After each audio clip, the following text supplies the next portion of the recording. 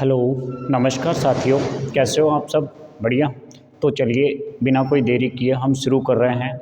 कल जो हमने एक नई शुरुआत की है, जो भी एसएससी के एग्ज़ाम 2022 के अंदर लगे हैं, उन सभी में जितने भी इंग्लिश के क्वेश्चंस पूछे गए हैं, उनका हम यहाँ पर सॉल्यूशन कर रहे हैं। ठीक है, तो हमने ईडियम से शुरुआत की थी। कल हमने 5-6 ईडियम्स पढ़े थे, उनको किस तरीके से याद रखना है, ये भी हमने चर्चा की थी। आज भी हम बहुत बेहतरीन क्वालिटी के बहुत बढ़िया बढ़िया क्वेश्चंस आपके लिए लेके आए हैं, जो एक्सपेक्टेड हैं आगे एसएससी मेंस के लिए, और आगे जो और भी एग्ज़ाम है सीपीओ मेंस का भी लगेगा, उन सभी एग्ज़ाम्स के लिए जो बहुत महत्वपूर्ण जो क्वेश्चंस हैं, जो हमें लगता है कि ये एग्ज़ाम में आ सकते हैं, रिपीट हो सकते हैं, हर बार रिपीट होते हैं। तो उन्हीं चीज़ों को देखते हुए हम यहाँ पर आपको बेहतरीन क्वेश्चन सॉल्व करवा रहे हैं। ठीक है, तो देखते रहिए और एक बार वीडियो को शेयर कर देना, लाइक कर देना, सब्सक्राइब कर देना। चलिए, तो हम बिना कोई देरी किए शुरू करते हैं। हमारा जो क्वेश्चन है उसको कैसे सॉल्व करना है। To make matter worse, to make matter worse, किसी भी बात को और ज़्यादा उलझाएं। जैसे मान लीजिए घर में किसी ने कोई गलती की है, तो हम उस गलती को बढ़ाने की बजाय हम उसे कम करने का प्रयास करते हैं। ठीक है, कोई भी मामला, कोई भी मुद्दा अगर घर में हो गया है, तो उसको हम क्या है, दबाने का प्रयास करेंगे, कम करने का प्रयास करेंगे, सॉल्व करने का प्रयास करेंगे। ठीक है, तो ये चीज़ इसका देखिए, मेक यानी बनाना, मैटर को, मामले को और ज़्यादा बेकार नहीं बनाना चाहिए। मतलब कहना ये चाह रहा है कि भाई मैटर को और ज़्यादा बढ़ाओगे तो चीज़ें और बढ़ती चली जाएंगी। तो अब इसमें आपको देखना है कि कौन सा आंसर बेटर होगा। आपके सामने 4 ऑप्शन है। No matter can become worse, sometimes situation can become worse, make the situation worse और मैटर कैन बी वर्स। 4 आपको ऑप्शन दिए। जल्दी से अपना आंसर एक बार कमेंट बॉक्स में लिख दीजिए कि इसका आंसर क्या होगा, फिर मैं बताता हूँ कि इसका आंसर क्या होगा। जल्दी से लिखो। तो लिख दिया आपने? लिखा? नहीं लिखा ना? जल्दी लिखो, जल्दी लिखो, फटाफट लिखो, है ना। अभी बहुत से ने नहीं लिखा है, अभी बहुत से स्टूडेंट्स अभी देख ही रहे हैं, सोच रहे हैं कि क्या करें क्या नहीं करें, है ना। एक बार और ढंग से क्वेश्चंस को पढ़ लीजिए और बताइए क्या आंसर होगा। तो क्या है, स्थितियाँ खराब होना, आंसर क्या आएगा? देखिए, no matter can become worse, इसका मतलब कि देखिए क्वेश्चन ये कह रहा है कि मामला और बेकार होना, मामला बेकार होना, यहाँ बेकार होने की बात ही नहीं कर रहा है, दूसरे में सिचुएशन को बेकार होने की। तो मेक सिचुएशन वर्स, आंसर क्या आ जाएगा? सी। एसएससी ने भी आंसर क्या माना है इसका? सी माना है। At the drop of dime, at a drop of dime यानी कि मतलब कहते हैं ना कि पलक झपकते कोई काम कर देना, तुरंत ऐसे फटाक से जल्दी से तुरंत काम, बहुत ही आसानी से, बिना कोई हेजिटेशन के साथ में। जैसे मैं पढ़ा रहा हूँ, कभी भी बस ऐसे फटाफट पढ़ाना शुरू कर दिया, कोई हेजिटेशन नहीं है, कोई संकोच नहीं है, और तुरंत अपना काम कोई कर दे, वो कहलाएगा at a drop of dime. तो देखिए कहाँ ऐसा ऑप्शन मिल रहा है। एक्सट्रीमली ईजी टू अंडरस्टैंड, समझने की तो कोई बात हो ही नहीं रही है। मैं ये कह रहा हूँ कि तुरंत प्रभाव से कोई काम होना। तो ऐसा हमको आंसर देखना है कि ऐसा मिलता हुआ कहीं मिल रहा है क्या। A way of saying that you are happy to, happy होने की बात कहीं नहीं की है।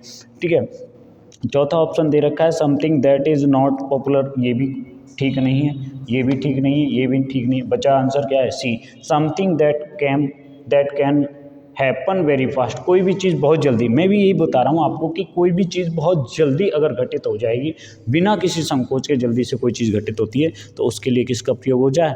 ईडियम यहाँ पर लिखी हुई है at the drop of a dime, तो इसका आंसर आ जाएगा सी। ओके, अगली ईडियम हमारी देखिए क्या है। अगला ये कह रहा है कि स्नोड अंडर, स्नोड अंडर। देखिए माय डियर स्टूडेंट्स, हमारे यहाँ इतनी ज़्यादा बर्फ़ नहीं गिरती है, केवल हिमाचल और हिमालय की जो आसपास का एरिया, वहीं पर बर्फ़ गिरती है। लेकिन जैसे हम बात करें कनाडा या ब्रिटेन वगैरह की बात करें, तो वहाँ हमेशा बर्फ़ रहती है। लोग बाग बर्फ़ को हटाने में व्यस्त रहते हैं, बर्फ़ के नीचे ही दबे रहते हैं, व्यस्त रहते हैं अपने पूरे, मतलब बर्फ़ के चक्कर में पूरी लाइफ व्यस्त रहते हैं। तो व्यस्त रह मतलब अंडर स्नो, मतलब यहाँ व्यस्त रहने की बात की गई। तो काम यानी शांत होता है, साइलेंट यानी भी शांत होता है, लेजी यानी आलसी होता है, आलसी नहीं है। या बिजी होने की बात की है, तो आंसर क्या आ जाएगा? B is the correct answer. तो माय डियर स्टूडेंट, इनको आसानी से याद करने का भी हम तरीका साथ के साथ लेके चल रहे हैं। जल्दी से आप इनको अपनी कॉपी में नोट डाउन कीजिए और एक बार शेयर कर दीजिए। मैं आपके लिए और ईडियम यहाँ पर लिखता हूँ, जल्दी से कीजिए।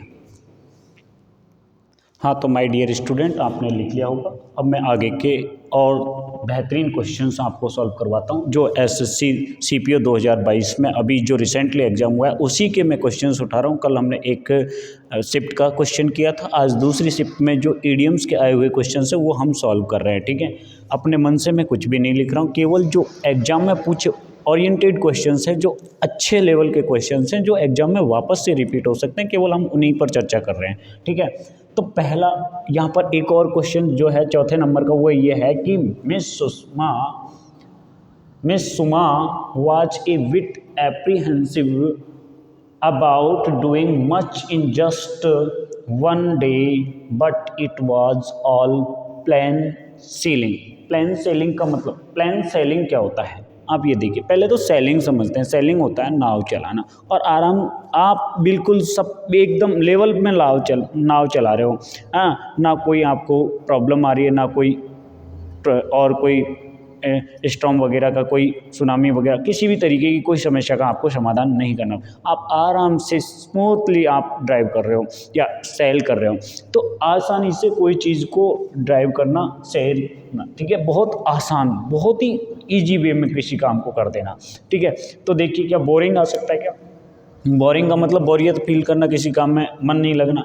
रिस्क आ सकता है। क्या रिस्क मतलब जोखिम? जोखिम तो है ही नहीं, बिल्कुल प्लान चला रहे हो आप। ठीक है, फिर उसके बाद हम बात कर रहे हैं मेंटली और फिजिकली एग्जिस्टिंग, मतलब मानसिक और शारीरिक रूप से थके हुए लग रहे हो क्या? नहीं, बिल्कुल नहीं हो सकते। ये बी आंसर भी नहीं हो सकता, सी भी नहीं हो सकता, डी बिल्कुल भी नहीं। तो वेरी इजी, यानी कि आंसर ए यहाँ पर करेक्ट हो जाएगा। अगला क्वेश्चन ये है कि beside one self. Beside one self का मतलब क्या होता है?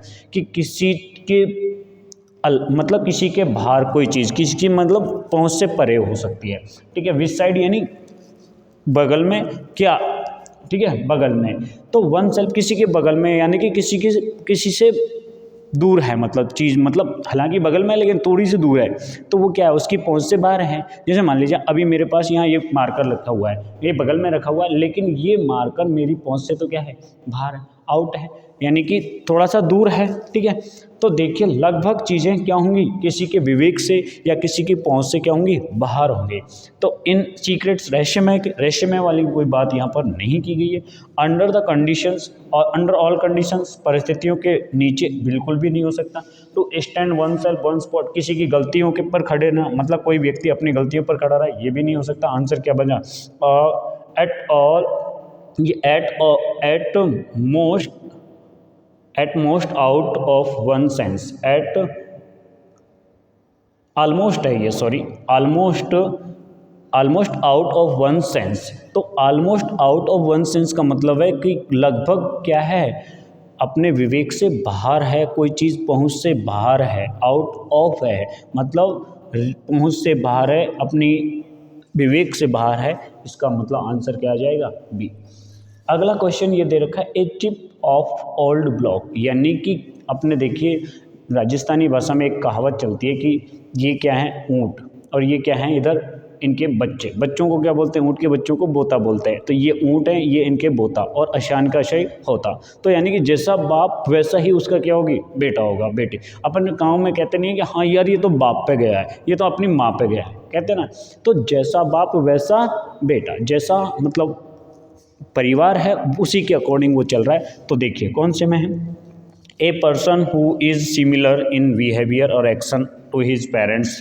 ठीक है, बिल्कुल ये तो आंसर बन ही जाएगा। बाकी और भी हम ऑप्शन देख लेते हैं। डैमेज बिल्कुल नहीं हो सकता, चेंज नहीं हो सकता, गेटिंग प्रॉब्लम भी नहीं हो सकता। तो माय डियर स्टूडेंट्स, ये मैंने कुछ बेहतरीन इडियम्स आपके लिए सॉल्व करवाई। अगर आपको मेरा तरीका अच्छा लग रहा हो, पसंद आ रहा हो, तो प्लीज़ वीडियो को अपने यार दोस्तों के साथ शेयर करें, ताकि वो भी इस चीज़ का लुत्फ़ उठा सकें, इस चीज़ को समझ सकें। उनके भी बहुत काम की चीज़ है। आगे एसएससी मेंस का एग्जाम आ रहा है, उसके लिए बहुत इंपॉर्टेंट चीज़ है ये। ठीक है, एक्सपेक्टेड जो भी आने वाली इडियम्स हैं, जो भी क्वेश्चंस बन सकते हैं, उन पर हम सब पर चर्चा करेंगे, और अपनी तरफ से भी मैं 2-4 क्वेश्चंस एक्स्ट्रा करवाऊंगा। ठीक है, बिल्कुल घबराएं नहीं, आराम से पढ़ें, मस्त रहें और अपना ख्याल रखें। Thank you for watching. एक बार लाइक कर देना, शेयर कर देना, सब्सक्राइब कर देना प्लीज़, ठीक है। Thank you.